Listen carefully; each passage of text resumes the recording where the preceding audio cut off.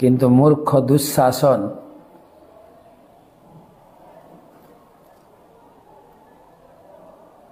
হাতিটিকে অঙ্কুশের খোঁচা মারতে শুরু করলো এবং সেই সঙ্গে রূঢ় বাক্য দ্বারা তাকে উত্তেজিত করে তুলল।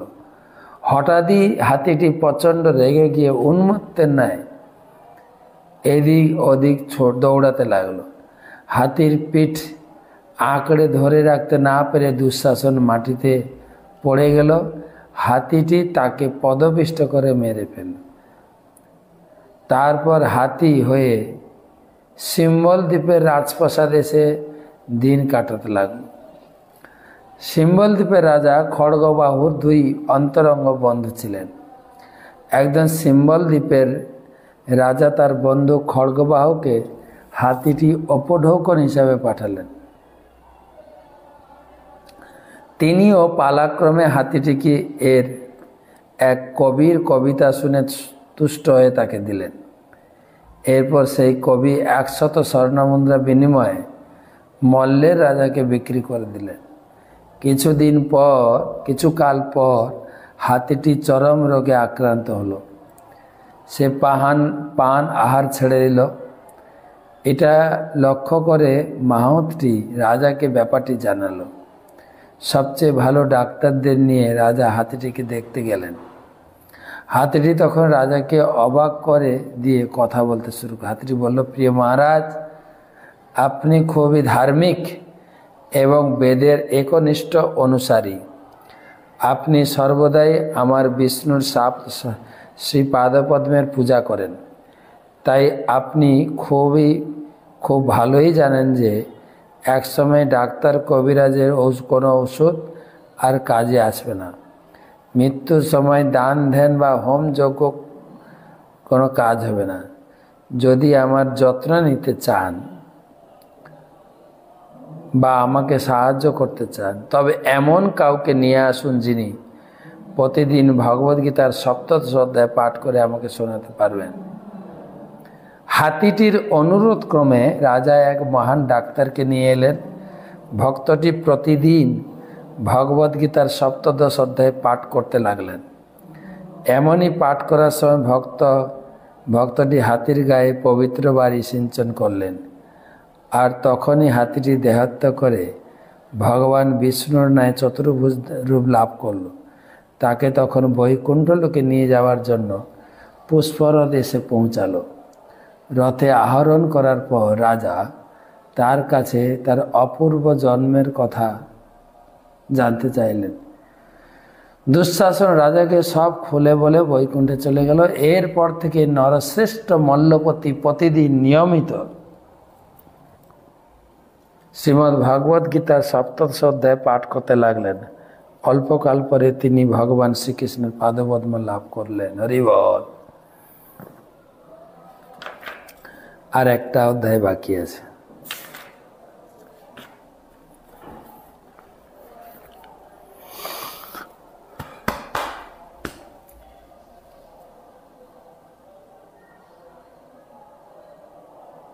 अर्जुन उवाच जय शास्त्र विधिमुत्सृज्य जजन्ते श्रद्धयान्विता तेषां निष्ठा तु का कृष्ण सत्तमाहो रजस्तमः। 16 অধ্যায় সমাপ্ত হয়েছে। এখন ধীরে ধীরে শেষ পর্যায়ে 17 অধ্যায়। অর্জুন বিভিন্ন পূজা পদ্ধতি, পাঠ, তপস্যা, ধ্যান, ধারণা জিজ্ঞাসা করেছেন। দেবদেবী পূজা করার গতি জেনেছেন।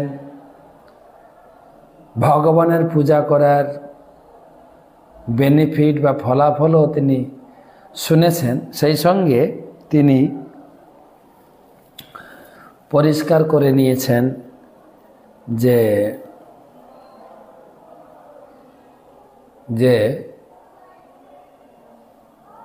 ভগবানের দুই স্বরূপের মধ্যে, নিরাকার আর সাকারের মধ্যে কোন আকারের পূজা শ্রেষ্ঠ। ভগবান উত্তর দিয়েছেন দ্বাদশ অধ্যায়ে, মজ্জাবেশ মনোজে মাম নিত্য যুক্তা উপাসতে। এ আমার সাকার রূপের উপাসনা করাই শ্রেষ্ঠ। এখন তিনি জানতে চাইছেন এই সাকার রূপের মধ্যে কিছু লোক তো আছেন যারা তোমার পূজা করে না,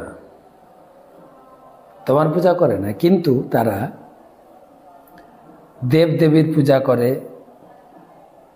তারা নিজেকে ধার্মিক, বা আমরা সবাই জানি তারাও ধার্মিক, কিন্তু সেটা কি? সেটা কি সাত্ত্বিক পূজা, না রাজসিক পূজা, না তামসিক? সেটা কি অনুমোদিত কিনা? শ্রী ভগবান বাচ ত্রিবিধা ভবতি শ্রদ্ধা দেহি নাম স্বভাবজা সাত্ত্বিকী রাজসী চৈব তামসী চেতি তাম শ্রেণো। দেহীদের স্বভাবজাত শ্রদ্ধা তিন প্রকার। এই যে ধর্ম অনুষ্ঠান, পূজা পাঠ, এটা তিন রকম: সাত্ত্বিক, রাজসিক, তামসিক। সত্যানুরূপা সর্বস্য সদ্ধ্যা ভবতি ভারত সদ্ধ্যাময় হয়ম পুরুষ যোষ সদ্ধ্য স এব স। এবং নিজের নিজের শ্রদ্ধা অনুযায়ী তার পূজা পাঠও সেরকম হয়। যজন্তে সাত্ত্বিকা দেবান যক্ষ রক্ষাংসি রাজসা প্রেতান ভূত গণাশ্চন্যে যজন্তে তামসা জনাঃ। সাত্ত্বিক ব্যক্তিরা দেবতাদের পূজা করেন, রাজসিক ব্যক্তিরা যক্ষ রাক্ষসের পূজা করেন, তামসিক ব্যক্তিরা ভূত প্রেতাত্মাদের পূজা করেন। এসব পূজা আছে কেন? সব পূজা রয়েছে।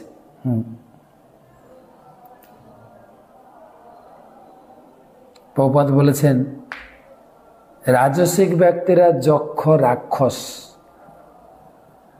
যক্ষ রাক্ষস শুধু পূজা করে না। প্রভুপাদ বলছেন দ্বিতীয় বিশ্বযুদ্ধের সময় আমরা দেখেছি মানুষ রাজনৈতিক নেতাদের পূজা করেছে, হিটলার, আর এখন তো চলছে পূজা। রাজনৈতিক নেতারা নিজের নেতাকে পূজা করছে। অশাস্ত্র বিহিতম ঘোরম তপ্যন্তে যে তপোজনা দম্ভ্য অহংকার সংযুক্তা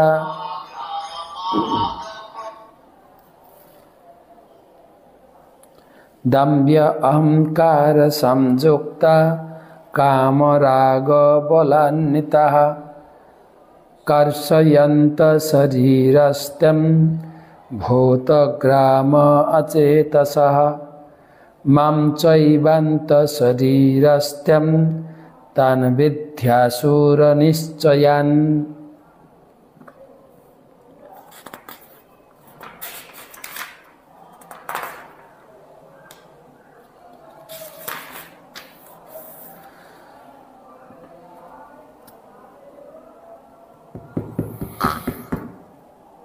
দম্ভ অহংকারযুক্ত এবং কামনা ও আসক্তির প্রভাবে বলান্বিত হয়ে যে সমস্ত অবিবেকী ব্যক্তি তাদের দেহস্থ ভূতসমূহকে এবং অন্তরস্থ আত্মাকে ক্লেশ প্রদান করে, শাস্ত্র বিরুদ্ধ ঘোর তপস্যা অনুষ্ঠান করে, তাদের নিশ্চিতভাবে আসুরিক বলে জানবে। তপস্যা করছে অহংকারযুক্ত হয়ে, দম্ভযুক্ত হয়ে, এবং পরমাত্মাকে কষ্ট দিচ্ছে, আর কিছু কিছু শাস্ত্র বিরুদ্ধ ঘোর তামসিক আচার, সেগুলো সব আসরিক।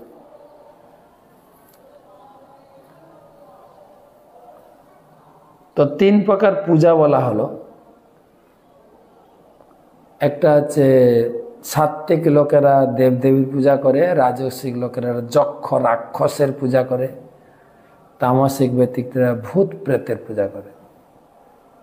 ভূতের আরাধনা আছে জঙ্গলে বা কোনো গাছে যদি কেউ বলে এখানে ভূত আছে, সেখানে পূজা করা শুরু হবে।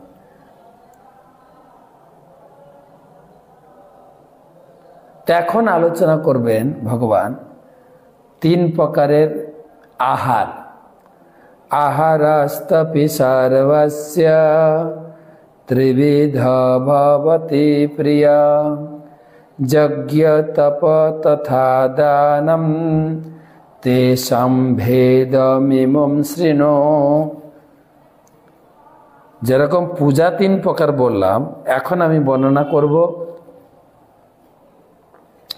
যজ্ঞ, তপস্যা এবং দানও 3 প্রকার, মানুষের আহারও 3 প্রকার।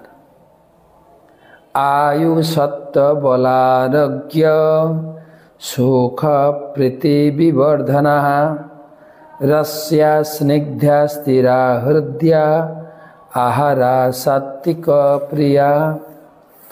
जे समस्त आहार आयु, सत्व, बल, आरोग्य, सुख और प्रीति वर्धनकारी, आयु बृद्धि करबे, सत्ता बृद्धि करबे, बल बृद्धि करबे, आरोग्य, सुख, प्रीति एवं रसयुक्त, स्वादिष्ट, स्निग्ध, स्थायी, मनोरम, सेगुली सात्विकेर प्रिय। सात्विक व्यक्तिरा की खाबार खान? सत्व, आयु, बल, आरोग्य, सुख और प्रीति वर्धनकारी।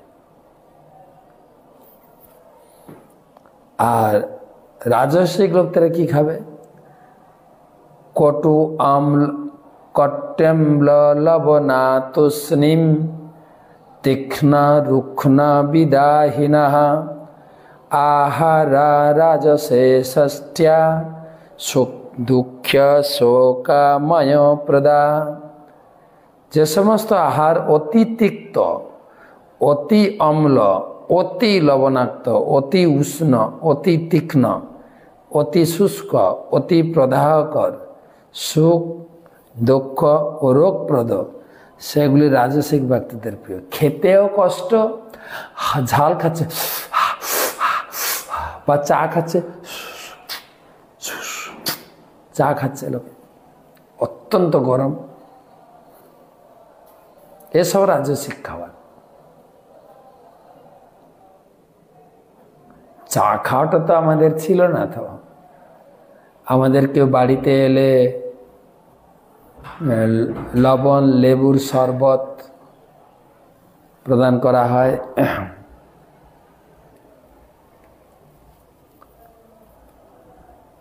আতিথেয়তা।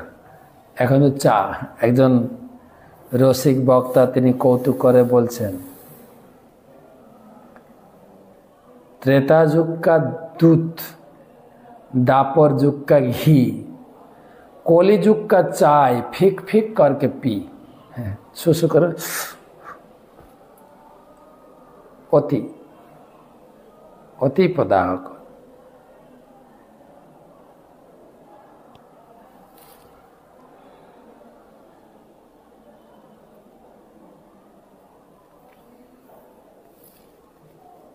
অতি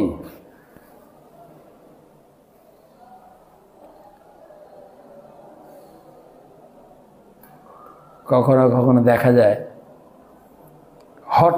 হট পিজা আমি দেখি খায় লোকে, সে ভেজ পিজা হোক নন ভেজ হোক, পিজার সঙ্গে কোল্ড ড্রিঙ্ক, পিজা অত্যন্ত হট, কোল্ড ড্রিঙ্ক অত্যন্ত ঠান্ডা, কি কম্বিনেশন!